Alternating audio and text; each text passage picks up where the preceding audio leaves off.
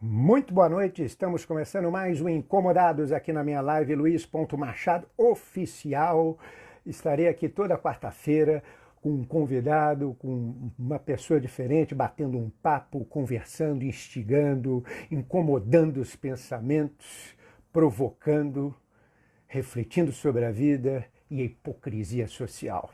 Muito bem, e no programa de hoje teremos aqui hoje uma pessoa formada em História, que é um ator, um grande ator, um belo ator, que também é cineasta, é diretor, apresentador, um homem de múltiplos talentos, que tem um nome alemão e é gaúcho.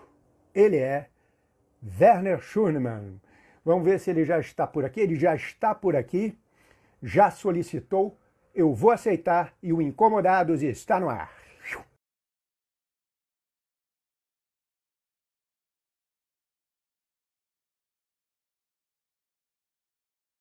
Entrou o Werner Schurnemann no Como ar. vai? Tudo bem? Boa noite. Tudo bem? Boa noite. Werner, como é que você está, meu amigo? Tudo Eu tô tranquilo? bem.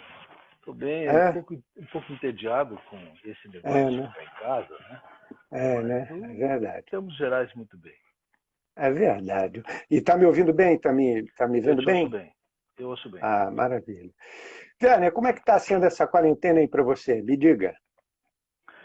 Olha, eu estou cumprindo ela bastante à risca, viu? Desde Uhum. março, em casa. Claro, tem que comprar comida de vez em quando, né? Mas no mais, assim, sem receber ninguém, sem ir na casa de alguém, sem cinema, sem nada, né? Sem teatro, sem bar, sem restaurante. Começa a ficar um pouco entediado, mas tem que fazer isso, né? Pelo que a gente está entendendo, é a melhor maneira de evitar uma propagação rápida do vírus. Então, é isso aí. É verdade. É uma situação que muito atípica, né? Que eu acho que nós não passamos nunca na vida, né? Sobre Não, não, realmente pelo lado da história, é uma coisa única, né? Quer dizer, nós sim. estamos sendo testemunhas de uma reação global a uma pandemia. Né? Nós estamos articulados com todos os países do mundo, praticamente, com exceção de dois ou três, A e última vez foi a gripe espanhola, né? Que foi sim, mas o não havia início essa do. comunicação, né? Essa facilidade de comunicação. A gente não Sim. sabia tanto sobre o resto do mundo, agora nós sabemos tudo. E isso É, deixa uma ideia muito de aldeia, né? Eu acho é, interessante, tem uma solidariedade por trás. é verdade. Agora, até falando nisso, Werner, o mundo, evidentemente, ele está mudando com a pandemia. Você acredita que as pessoas vão ser melhores depois desse caos todo que a gente está vivendo? Olha, eu acredito que as pessoas vão ser melhores se elas quiserem ser melhores, viu? Porque não passar por uma situação de aperto, assim, uma situação difícil, não deixa as pessoas necessariamente melhores se elas não quiserem aprender com isso. E eu gostaria muito que nós saíssemos dessa situação por uma espécie de revisão das nossas atitudes, dos nossos procedimentos enquanto espécie, né? Enquanto no que diz respeito à natureza, no que diz respeito a nós mesmos. Seria muito legal se houvesse essa melhoria, ou pelo menos uma reflexão sobre o que estamos fazendo até aqui. Mas eu não sou um cara muito esperançoso, não. Eu sou otimista, mas eu não sou muito esperançoso. E, mas você acha que isso é possível, Acho que é possível. ter Acho que é essa possível, sim. esperança? E vejo Sobre muita gente querendo fazer alguma coisa assim, né? Mas vamos ver, vamos ver. Eu não, até porque a gente muito parado em casa e sem grandes, quer dizer, todas as nossas as relações que eu tenho tido ultimamente são via telefone. Então a Sim, gente não se sente um pouco em casulos. Vamos ver como é. vai ser quando a gente sair dessa. É verdade, Werner. Vamos a um pensamento para saber o que o outro diz. Não basta entender suas palavras, mas também seus pensamentos e suas motivações. Isso é uma frase do Paulo Freire. Como é que você analisa a atuação dos nossos governantes com relação à pandemia aqui no país? Pois é, tem. Acho que na esfera federal é lamentável. É lamentável a maneira como está sendo encaminhada, ou na verdade como não está sendo encaminhada, como as coisas não estão acontecendo, ou nós chegamos a ter uma espécie de condução no início com aquele ministro Mandetta, que pelo menos a gente começou a entender o que estava acontecendo naquele primeiro momento, porque imagina se naquele primeiro momento já estivesse a equipe de hoje. Aí nós estávamos falados, né? Porque a gente não teria nem a compreensão do que está acontecendo. Teria esses boicotes à OMS ao bom senso, à sensatez, ao boicote à ciência. Isso tudo. Eu estou na quarentena em Porto Alegre. Estou em Porto Alegre. Eu tinha acabado de fazer uma novela, vim do Rio e fiquei preso aqui. No Rio Grande do Sul, em Porto Alegre e no Rio Grande do Sul, as ações dos governantes, digamos assim, foram um pouquinho mais coerentes e um pouquinho mais eficazes também.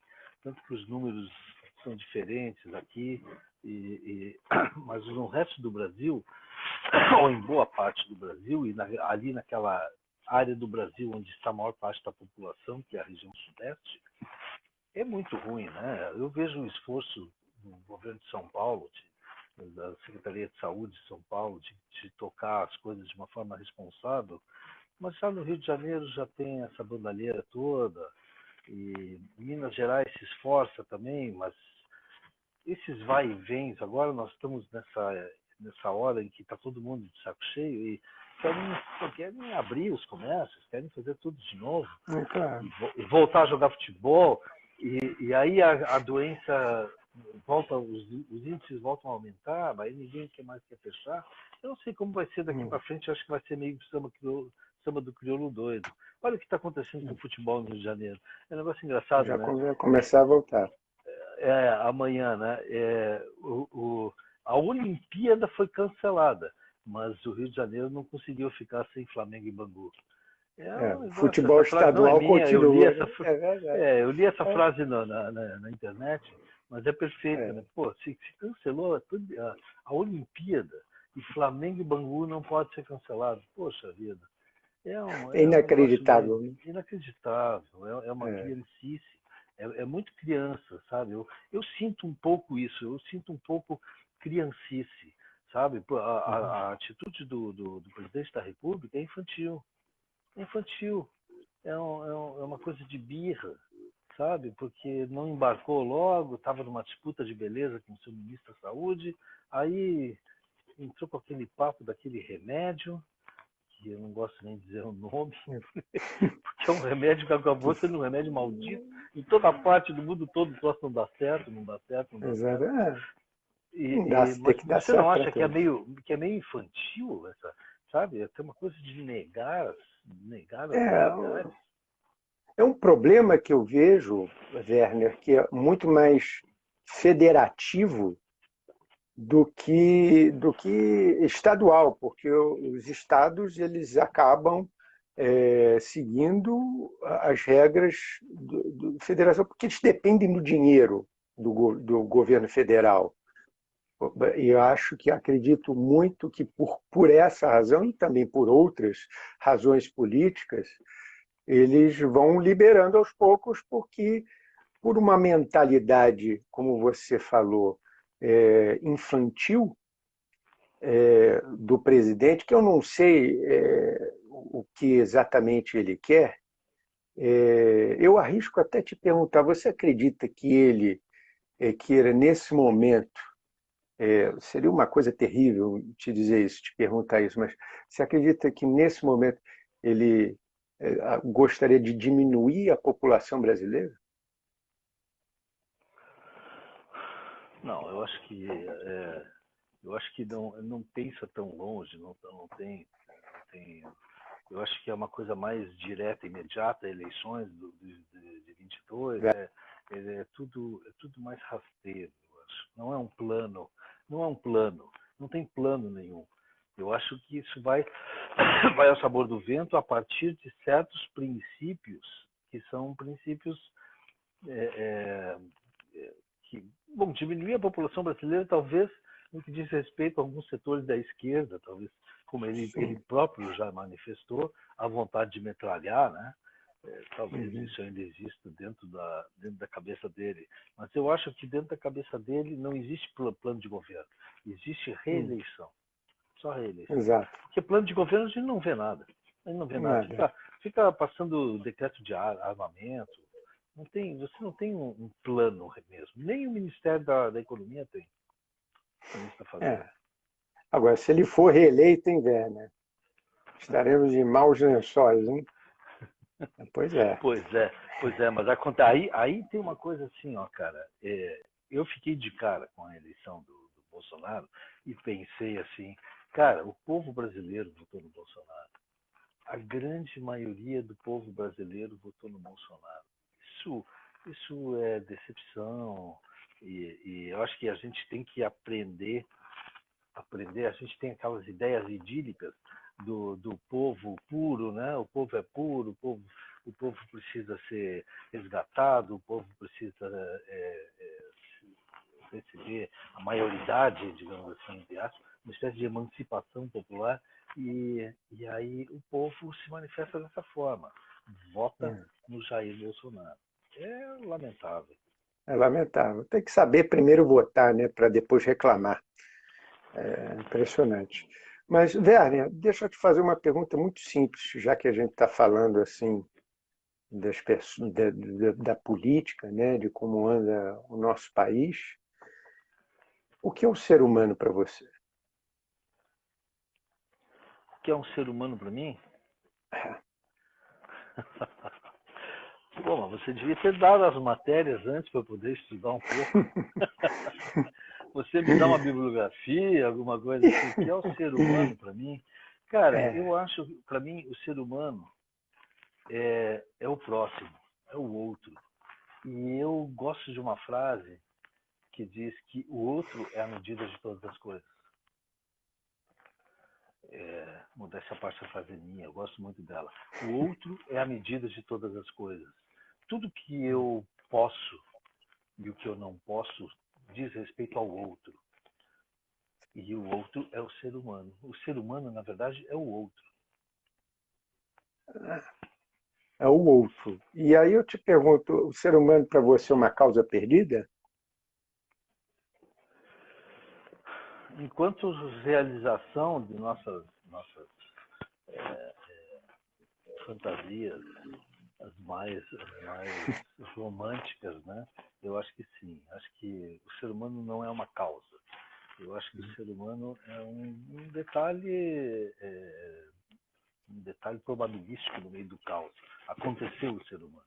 Ele não tem uma causa, ele não tem um porquê. Muito bem, Werner, vamos falar um pouquinho da sua carreira e vou falar de um pensamento de um poeta, de um escritor que eu gosto muito. Eu sei que não sou nada e que talvez nunca tenha tudo.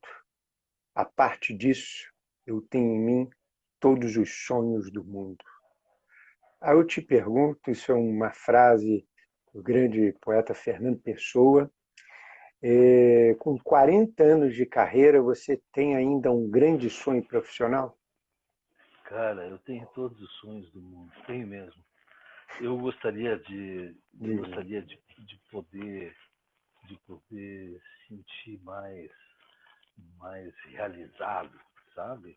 Eu sempre acho que isso, por um lado, me dizem todos que é muito bom, que eu não estou satisfeito com o resultado do meu trabalho, mas é no sentido de que eu quero que a contribuição que eu estou dando seja a melhor possível e seja melhor. E tenho os sonhos de poder fazer isso em toda parte na profissão. Tá? Quer dizer, eu tenho os papéis que eu gostaria de fazer, os que eu ainda gostaria de fazer, os papéis que talvez eu gostaria de refazer. Né? E tem aqueles, nós fizemos, eu e você, uma minissérie, uma Sim, delícia Z4. de ser uma série, né? A Z4, uma delícia fazer aquele trabalho, aquele personagem. E eu tenho certeza que a gente poderia fazer uma outra temporada em que cada um de nós faria um pouco melhor aquilo. Sim. Eu tenho muito esse empenho, um empenho de chegar através desse exercício de aperfeiçoamento perto dos meus sonhos. Eu tenho sonhos, sim. Eu tenho, além dos sonhos profissionais, eu tenho talvez todos os sonhos do mundo, porque eu acho que você é mais jovem do que eu, mas a gente começa a ver a linha de chegada, entende? Começa a ficar cada vez mais visível a linha de chegada. E isso dá uma angústia, porque talvez não tenha tempo. É verdade. Agora, deixa eu até te perguntar uma coisa. Qual o personagem para você que, se você tivesse oportunidade, você gostaria de refazer novamente? De refazer?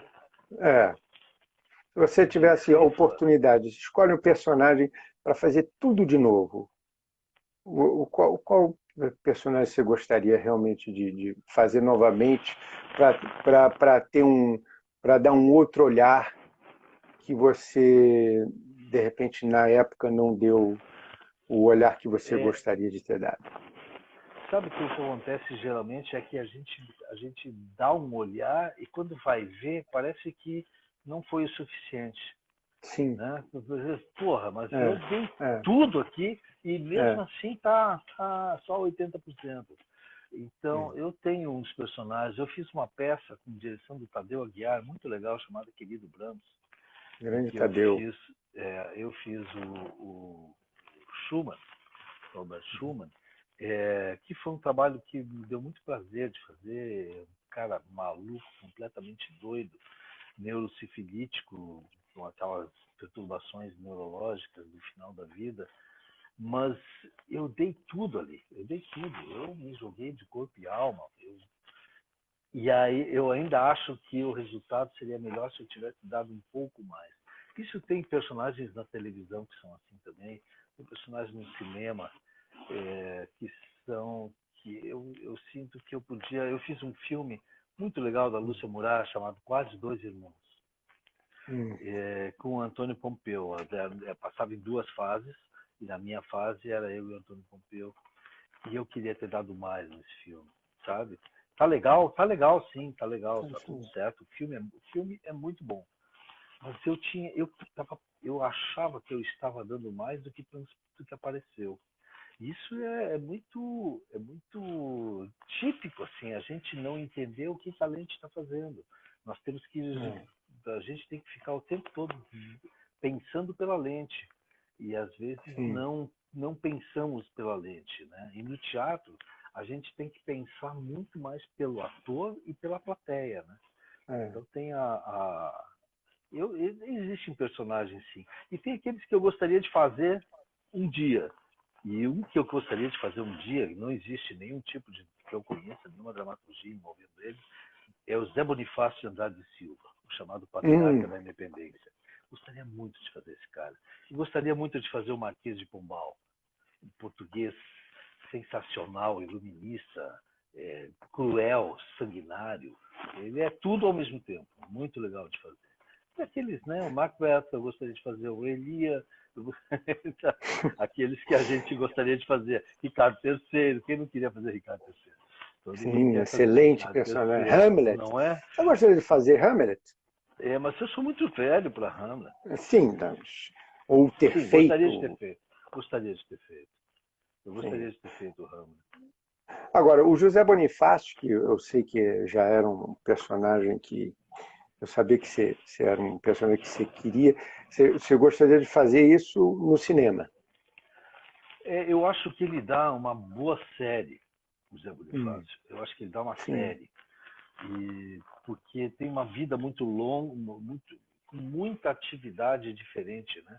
Na verdade, ele fez a independência do Brasil, não é da Sim, ele independência. foi um. ele foi o cara, né? E a participação dele na primeira Constituição, que dizem que foi Dom Pedro que fez sozinho, evidentemente ele participa daquela Constituição. Talvez quem tenha feito sozinho tenha sido ele. Ou pelo menos os dois juntos, sentados numa mesinha, Dom Pedro bebendo e o Zé Bonifácio escrevendo.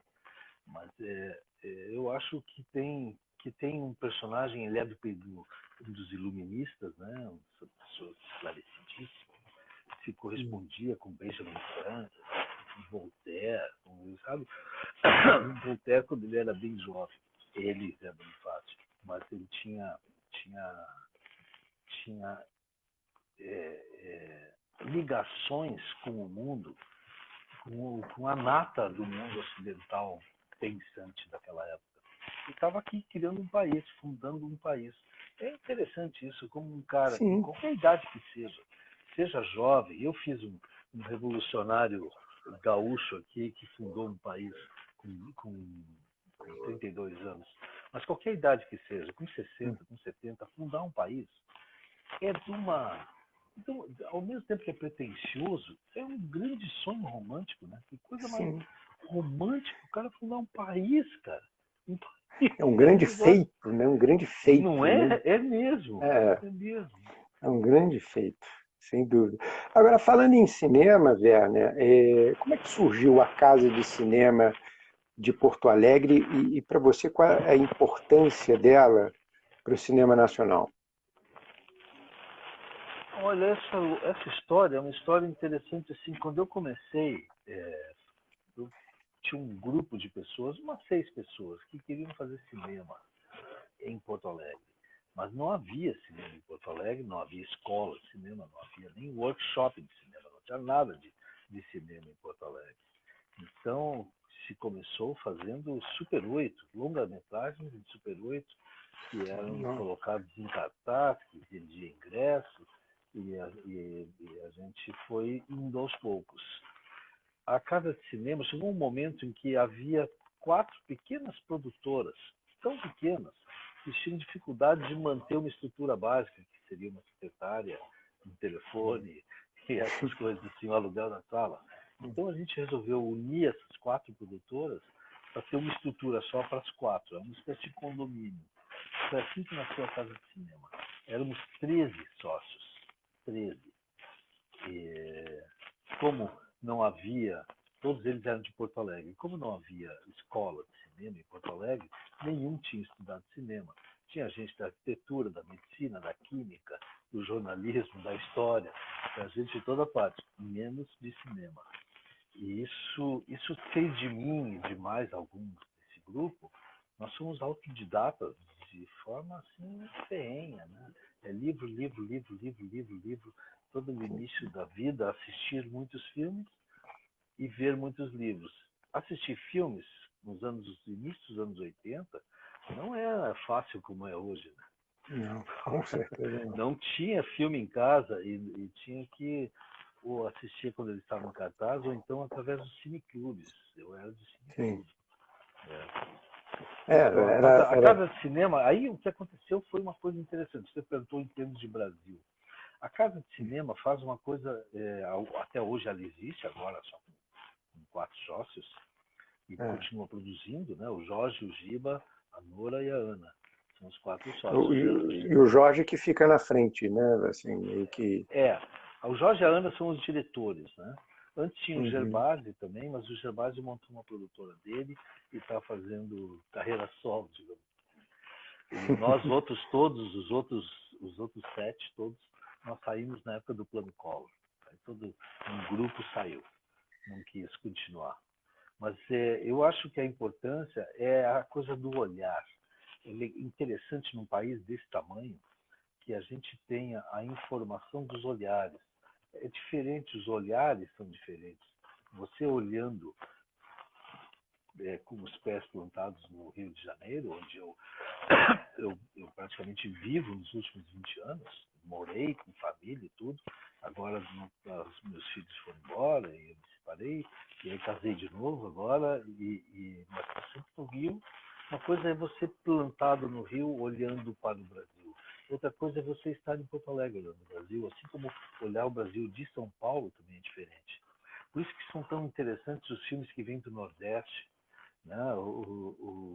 Que tem uma força, uma energia, uma dinâmica que parece novidade para a gente, porque nós não temos o mesmo tipo, nós temos uma outra dinâmica, não? Nós não somos sem dinâmica. Nós, eu digo, todo mundo que não é do Nordeste, né? Não temos, não temos ausência de dinâmica ou de energia, só que são coisas diferentes.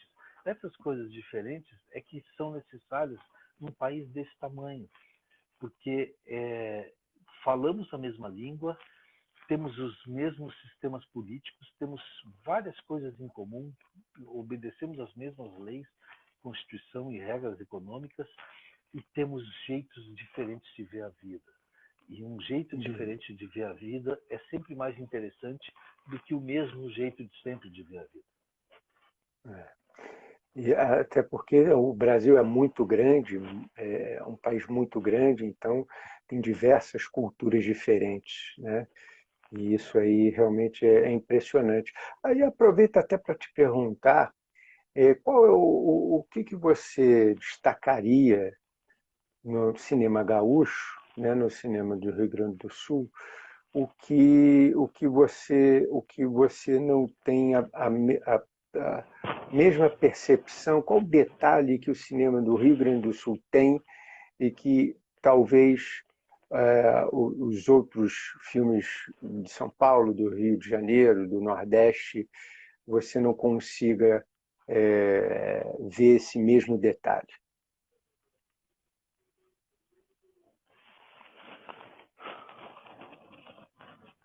Pois é, cara. Poxa vida, essas perguntas que precisavam de bibliografia para estudar antes. Cara, essa pergunta é uma pergunta muito complexa, muito complexa. Eu acho que tem. Aí eu falei do olhar do filme, né?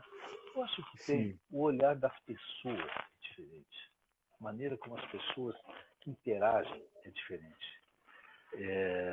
Existe tem um diretor carioca, eu não vou citar o nome dele porque ele não me autorizou a fazer isso, mas que gosta muito do Rio Grande do Sul, e ele fala uma coisa que é verdadeira. Ele diz que no Rio Grande do Sul, o seu inimigo olha no olho. Ele olha você no olho. Você sabe quem é, você fica sabendo quem é, porque ele te diz. Ele informa você que é seu inimigo. Então, eu acho que É isso menos está hipócrita, né, nesse sentido. nesse sentido. Nesse sentido. Isso está, de alguma forma, nos filmes. Não necessariamente nas inimizades, mas também nas amizades, nos amores, nos desamores, nas relações pai e filhos. Existe sempre esse olho no olho. Werner Schumann, presta atenção na frase. É isso, não deixa de ser. Nós todos lá nas cavernas, algumas pessoas contando uma história para nós na beira da fogueira. Isso é uma frase sua, né? Não sei se você lembra, foi uma afirmação que você fez numa entrevista, onde você comentava que fazer televisão para o ator é muito difícil. Por quê? Por quê? Porque é assim, ó, o nosso trabalho ele depende muito Sim. de preparação e ensaio. Nós temos, quando fazemos teatro, nós temos 3 meses, 4, 5 meses de ensaio. Sim. Isso tudo está feito para o ator. O ator tem tempo todo. É dado ao ator, são dadas todas as possibilidades para fazer um excelente trabalho. O cinema ele tem uma minuciosidade. A gente trabalha muito em função do resultado do todo da câmera e de todos os detalhes. Né? A televisão tem uma pressa que faz com que essas duas coisas, a minúcia e o trabalho do ator, sejam submetidos a uma tensão e a um ritmo que se você fizer meia boca, já valeu. já valeu. Então, Com então certeza. a dificuldade que tem é É. não fazer meia boca. Agora a gente tem essa boa intenção, digamos assim, por parte das equipes de televisão que ajudam os atores, mas ainda assim é rápido, é muito rápido. Os ensaios são feitos na hora que chega na cena. Não Sim. tem, vamos, sabe, vamos tentar fazer algumas coisas antes, vamos tentar só passar texto, e a gente não tem essa construção que tem no teatro. É muito difícil. Eu acho a coisa mais difícil que eu faço atualmente é televisão. E me dedico a ela de uma forma, com um esforço muito grande. Muito, porque eu adoro fazer televisão. Eu gosto muito É de. sempre bom. Quando eu comecei a fazer novelas, eu fiquei surpreso de como eu gostei. Eu gostei muito de fazer. Então, eu quero me dedicar cada vez mais. E aí, voltando àquele assunto de antes, né? Eu quero fazer de forma a que essa energia que eu coloco esteja na tela. Essa minha vontade de fazer 100% consiga passar para a tela pelo menos 80%. Então, É. que tenha isso. E quanto à minha frase, ela é como eu penso a minha profissão. Eu penso a minha profissão do lado do outro. Né? Eu comparo com um padeiro que faz pão. Mas se ninguém comprar o pão do padeiro, ele não é um padeiro. Se ninguém quiser comer o pão dele, não adianta ele fazer o pão. Ele só é padeiro quando alguém compra e quando alguém come. Aí ele passa a ser padeiro. Nossa profissão é exatamente a mesma coisa. Nós precisamos do público, nós precisamos da plateia. Se não houver plateia, nós não somos atores até ter plateia. O que a gente faz é contar histórias. A gente coloca. O Hitchcock dizia que pegava a pessoa da plateia, botava em cima da perna e contava uma história para ela.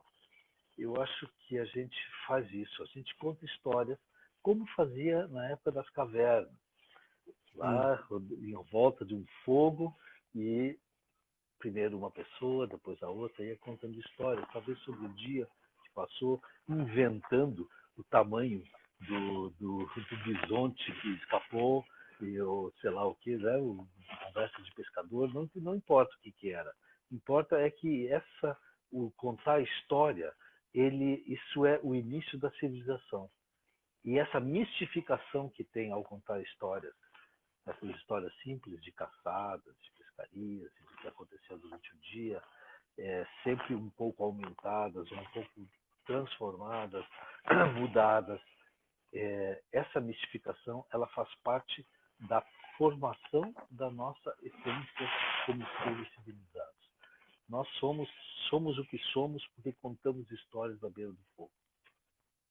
É verdade. Werner, agora vamos falar, assim, nós atores, né, cada um de nós temos uma forma específica, né, de criar um personagem, de se preparar para um personagem, né? Eu tenho a minha forma, você tem a sua, enfim, cada um tem a sua. E aí, assim, no seu ponto de vista, quando é que um ator que está se preparando para um personagem, né, está se preparando para o personagem, eu te pergunto qual é o limite em que o ego e a vaidade começam a interferir no seu processo? Pois é tão comum, né, Luiz? É É, tão comum. muito, muito. Mas tem um momento que ele começa a interferir. É, No seu tem um ponto de momento. vista, qual o Quando momento? você acha que está pronto. Quando você acha que está pronto, e achar que está pronto, tá bom, agora eu estou pronto, Sim, agora é só gravar, é só só gravar. estrear que eu estou pronto. Sim, E não é assim que é a vida. A gente não tá, a gente pode estar pronto para gravar, mas a gente não está pronto. A gente pode estar pronto é, para estrear, mas pronto não está. No sentido de ter encerrado um processo, não é é. verdade. Eu acho que a vaidade atrapalha, viu, a nossa atividade. É Muito, muito, acho. muito fácil ser vaidoso na nossa profissão, é muito fácil. E acho que ela atrapalha. Ok, quando é pequenininha, pipoca, assim, mas logo fica exacerbada, eu acho que perturba um pouco o trabalho. Eu vejo pessoas com um enorme talento perdendo tempo com coisas relacionadas à vaidade. E a gente tem atores, atrizes, e começando agora, jovens, com um talento sensacional e perdem tempo, não é pouquinho tempo, não, é muito tempo. Perdem tempo e fecham portas, né? Fecham portas, deixam de investigar, deixam de aprender, deixam de fazer um monte de coisas. Eu imagino que fechem portas também, eu nunca tinha pensado nisso. Fecha a porta, né? Fecha Porque portas. as pessoas se retraem, né? A gente se retrai. Retrai, e o ser humano hoje, principalmente acho que no nosso mercado, você tem uma chance com a pessoa, né? Você pisar na bola, dificilmente você terá outra. Pode ser que você dê uma grande volta e de repente tenha uma outra oportunidade, mas normalmente assim é dessa maneira assim que eu consigo observar, né, como a vaidade e o ego atrapalham, né, nesse E sentido. você acha que pode a vaidade ajudar na composição dos nossos trabalhos? Será que tem um componente de vaidade que é benéfico?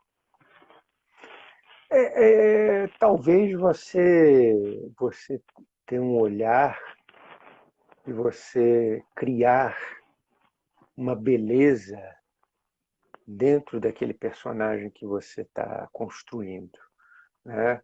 O que ele tem, o que eu posso tirar de bom, né? Enfim, sempre tem algo de bom que a gente tira quando está construindo um personagem, né? Que às vezes a gente não sabe. Eu acho que talvez esse tipo de vaidade seja benéfica para quando você tá realmente está num processo, né, de construção de personagem. Entendi, entendi. Né, velho? Porque tem vários tipos de vaidade, né? Eu me pego às vezes Sim. com uma espécie de vaidade intelectual, porque eu estudo os personagens e todas as fontes relacionadas a eles, e aí monto um arcabouço teórico do qual eu acabo envaidecido. Tenho que me cuidar por isso, sabe? Porque acaba atrapalhando. Atrapalha a gente para trabalhar. Às vezes começa a ser uma espécie de carga que tem que carregar junto para criar um É, personagem que às vezes é leve. Precisa de leveza e precisa de uma compreensão tranquila do que é um ser humano, uma compreensão madura do que é um ser humano. Tanto que a gente não vê esses problemas relacionados à vaidade com atores já com mais tempo de carreira. Né? Isso vai passando. Não, isso não é uma verdade absoluta, mas em termos, digamos, percentuais. Vai passando esse negócio, essa coisa da sem dúvida. vaidade, e sobra o ator. Né? Você vai tirando todos esses penduricalhos e o que sobra é o ator, como se a gente desnudasse ele. E aí que ele tá bom. Nu. Sendo, né? Sendo o personagem, né? Não representando, É, não interpretando. Quando exatamente. você aí eu acho que você chega num ponto ideal. Aí eu te pergunto, Werner, atuar ou dirigir? Se você fosse obrigado, por algum motivo qualquer, a exercer apenas uma dessas atividades, qual que você escolheria? Atuar. É? Por Atuar. quê? É. Por quê? Porque eu tiro. Olha, eu fiquei muito tempo sem dirigir, né? Estou muito tempo sem dirigir, porque quando eu tinha uns 35, 36 anos, eu resolvi que eu estava fazendo coisas demais. Eu escrevia roteiros, eu fazia. Eu dirigia publicidade, eu dirigia filmes, longa-metragens, e era ator. E o que eu queria fazer era ser ator. Uma vez o Paulo José trabalhou comigo num filme chamado O Mentiroso.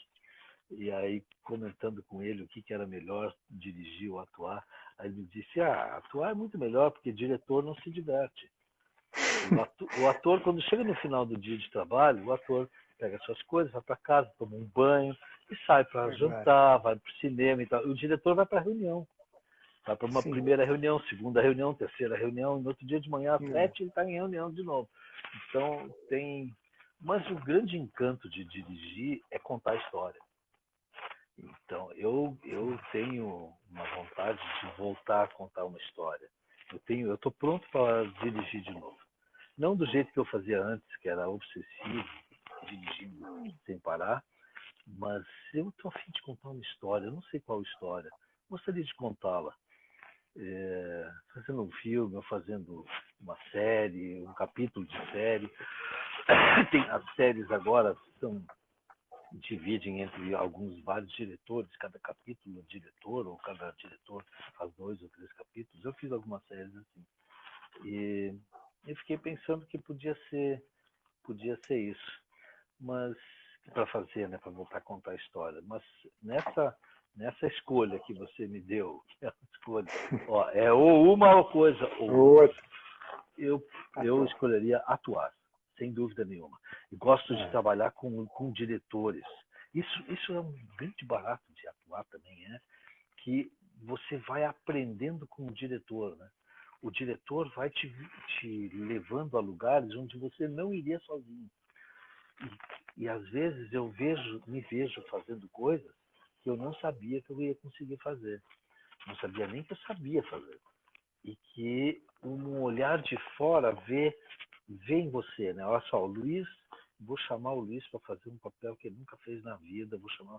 E você diz, cara, mas como não? Você vai fazer assim, fazer assado, eu quero um sujeito assim, você vai tirando esse personagem de dentro de você ao ponto de ficar encantado com ele e dizer assim, nossa, eu nunca tinha feito isso, que legal.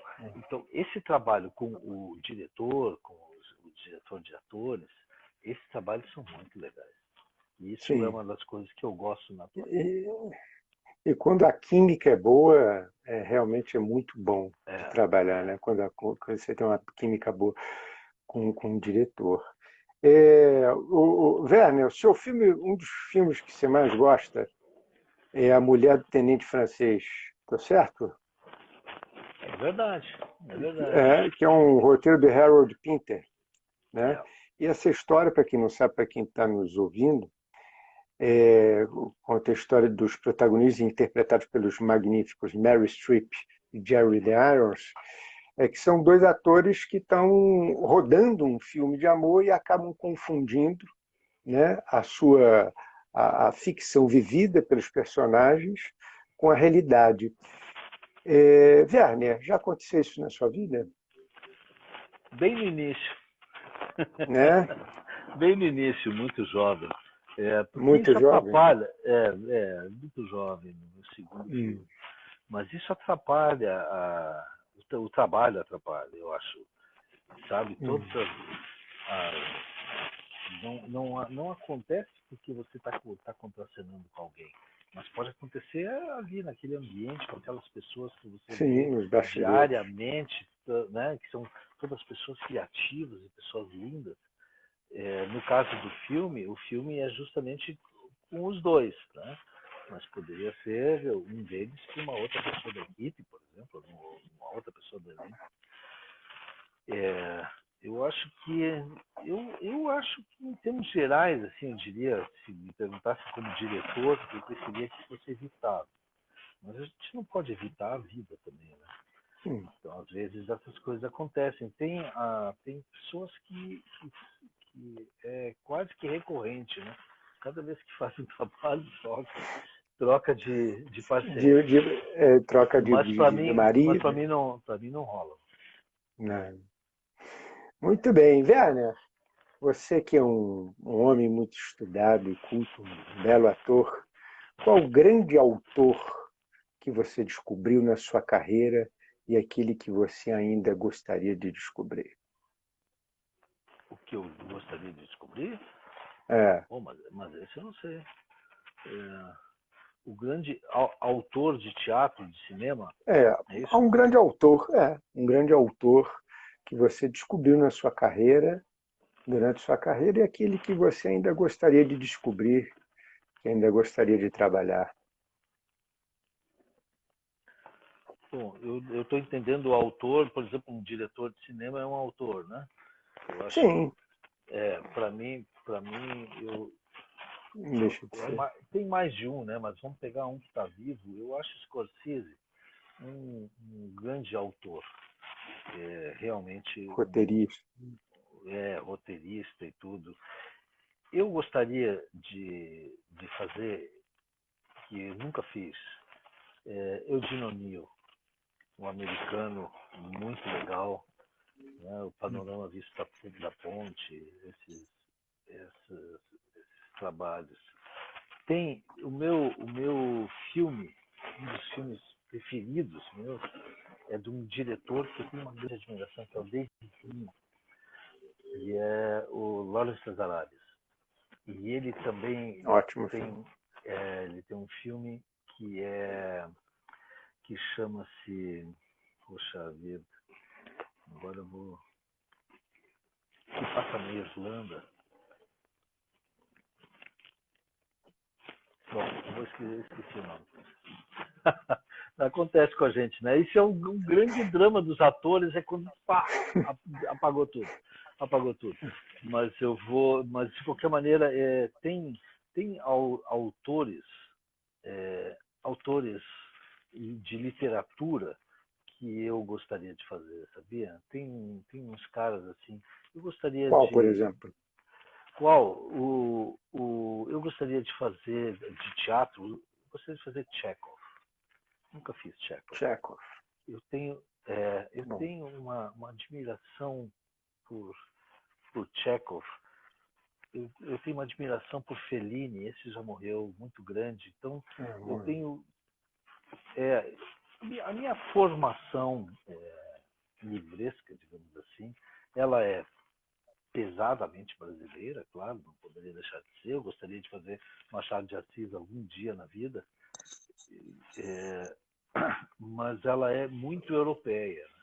Europeia e americana, mas a tradição americana é bastante europeia também, assim como boa parte do que o Brasil fez também deve muito à Europa. Então eu tenho essa fissura de fazer alguns tem personagens é, do mundo real que eu gostaria de fazer, sabe?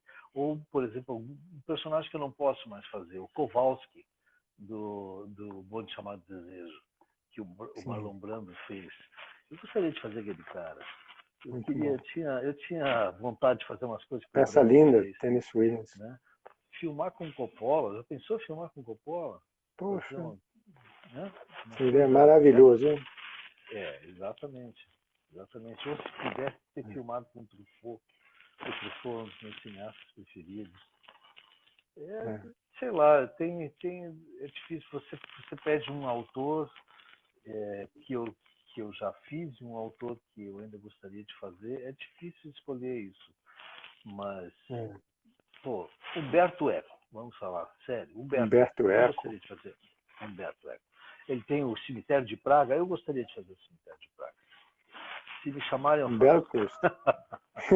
Não é? Humberto Eco. É verdade. Se me chamarem, eu Werner, faço.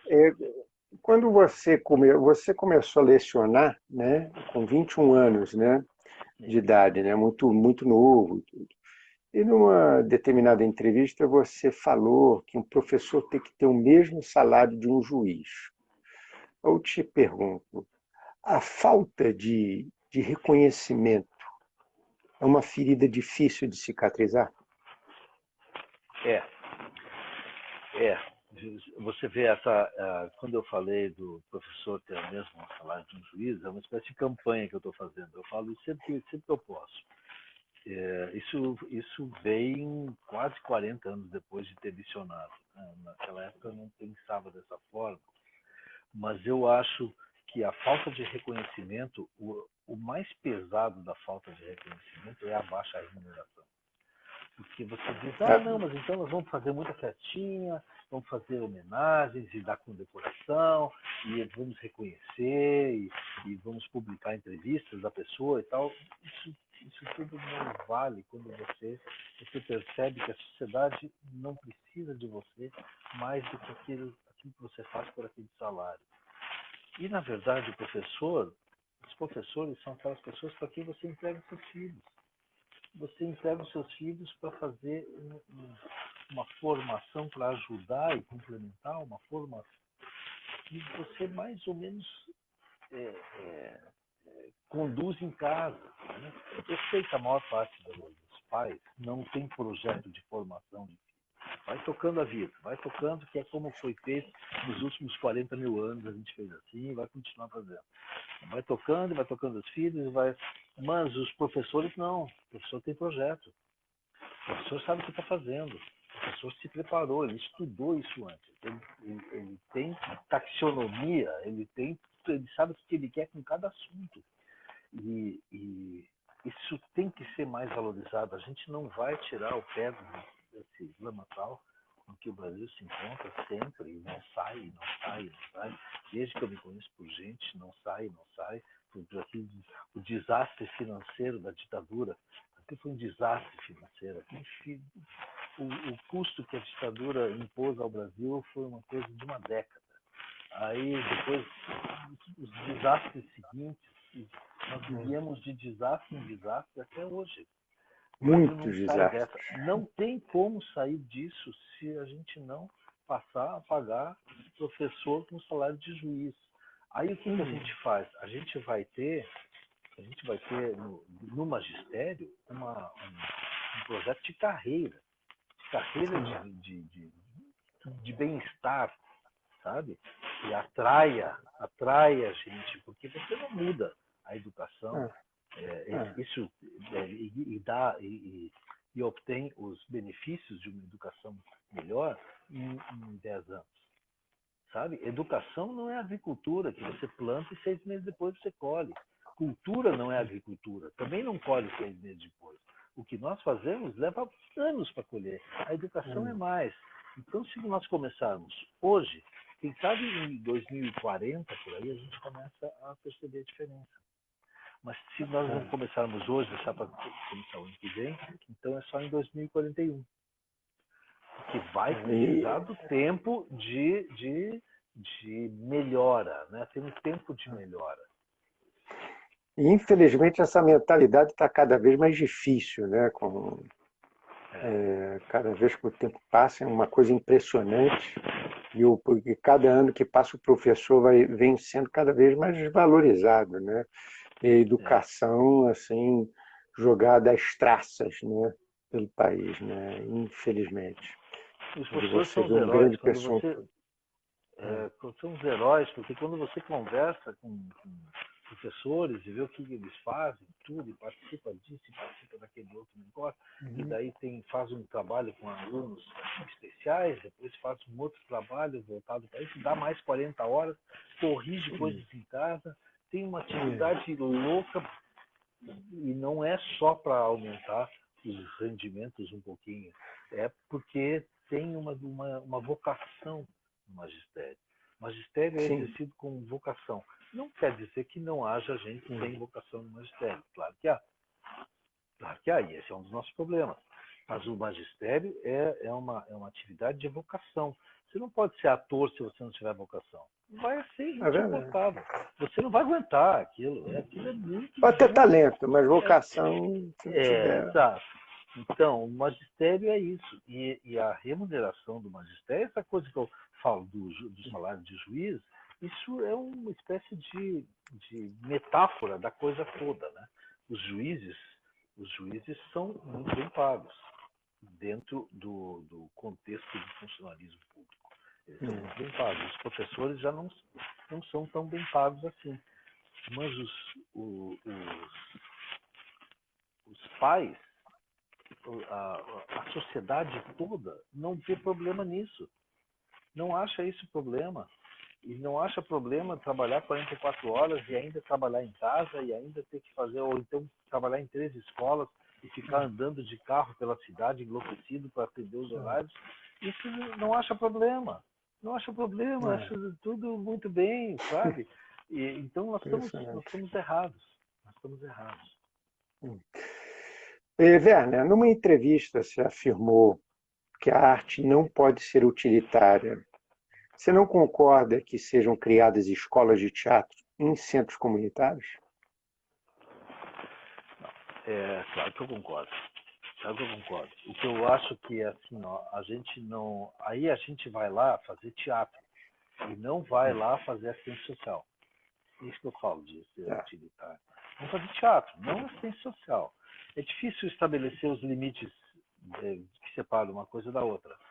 Mas é, você vai lá para dar um futuro para aquelas pessoas ou você vai lá fazer assistência social, ocupar o tempo das crianças para elas não ficar na rua? Não, você vai lá para dar um futuro para aquelas pessoas. O teatro é uma possibilidade de futuro, assim como qualquer outra atividade humana profissional é. Então, eu acho que muitas vezes se pensa em teatro que é para tirar, sabe, escola de teatro para tirar as crianças da rua. Não é isso. Isso que eu chamo de arte de fazer utilitário. Não, não é isso. É para fazer teatro, para fazer arte, não para tirar da rua. Tira da rua é assistência social. Sim, sim. Werner, você está andando num local público e cruza com várias pessoas, até que em um determinado momento você observa uma pessoa que te obriga a mudar de direção para que você não precise encontrá-la. Quem é essa pessoa? O atual presidente da República eu evitaria. Estaria cotado? E qualquer dos filhos dele eu também. Eu pularia os trilhos do metrô para do outro lado. Muito bem. Werner Schumann, vamos fazer um bate-bola rápido. Eu vou Vamos. falar uma palavra e você vai responder com uma outra palavra, certo? Certo. Então vamos lá. Casamento. Mulher. Solidão. Morte. Gaúcho. Fala. Carreira. Difícil. Filhos. Amor. Religião. Não. Gratidão. Muito. Ator. Eu. Professor. Confusão. Tempo. Antigo. Muito bem, Werner Schumann. Olha, recebi do seu amigo Marcos Breda, mandou uma pergunta muito simples para você. Rio de Janeiro, São Paulo ou Porto Alegre? Porto Alegre. Porto Alegre? Por que Porto Alegre? Olha, cara, eu vivi agora, saí do Rio em março. Eu vivi 20 anos no Rio de Janeiro. E tenho grandes amigos, pessoas queridas no Rio, mas eu comecei a querer voltar a Porto Alegre. Eu me sinto muito bem em Porto Alegre, é como se eu conhecesse melhor a língua. Sabe? Parece que aqui a língua é mais fácil. Eu quero acrescentar um negócio. Você aí no bate-bola, você perguntou sobre Deus, e eu disse, você perguntou Deus, e eu disse não. E mesmo assim, uma das coisas que eu mais tenho livros aqui é de teologia. Eu adoro. Olha. Adoro. Mas o fato, não precisa acreditar em Deus para você teologia. Claro. Sim. Mas Muito então, bem. Breda, entre essas três é Porto Alegre. Por quê? Porque o coração, eu deixo cada vez mais o coração mandar nessas coisas. Eu tenho 61 anos, não sei, é isso que eu falei no início, né? A gente já começa a ver a linha de chegada. Vou fazer umas coisas que me É verdade. para mim. O que incomoda Werner Schumann? O que incomoda Werner Schumann? Eu acho que o que mais me incomoda no ponto de realmente me tirar do sério é a injustiça. A injustiça, e eu quero falar basicamente de injustiça social. Né? Acho que a gente convive demais com uma situação em que seres humanos são colocados em um modo de vida completamente opressivo, né? Sem que a gente se acostumou com isso. Nós estamos meio que como eu vou dizer assim, impermeáveis a essa realidade que nos cerca. E essa realidade, ela é extremamente injusta, porque ela não dá a mesmas condições, as mesmas chances para todo mundo. Portanto, não existe meritocracia. Não existe isso. O que existe são chances iguais, sorte, empenho, essas coisas assim. Mas não é o que acontece no Brasil. O Brasil é um país, além de ser um dos países mais violentos, um dos países com o povo mais violento do mundo, por causa dos números que a nossa população gera assim, de assassinatos, de assassinatos, de feminicídios, estupros e tudo mais. Nós somos um povo violentíssimo. Além disso, nós somos um povo injusto. Muita miséria, muita pobreza. Um país que produz o suficiente, que tem riqueza produzida o suficiente. Nós temos disparidades salariais impressionantes. E aí, logo pensamos em baixar os salários altos, quando na verdade devíamos subir todos os outros. Eu tenho a impressão, o que mais me transtorna é isso, desde garoto. Desde garoto. Eu tinha 10 anos de idade e eu pensava dessa forma. Desde garoto. Muito bem. Werner Schumann. O que incomoda Werner Schumann? O cara fazer 2 vezes a mesma pergunta incomoda.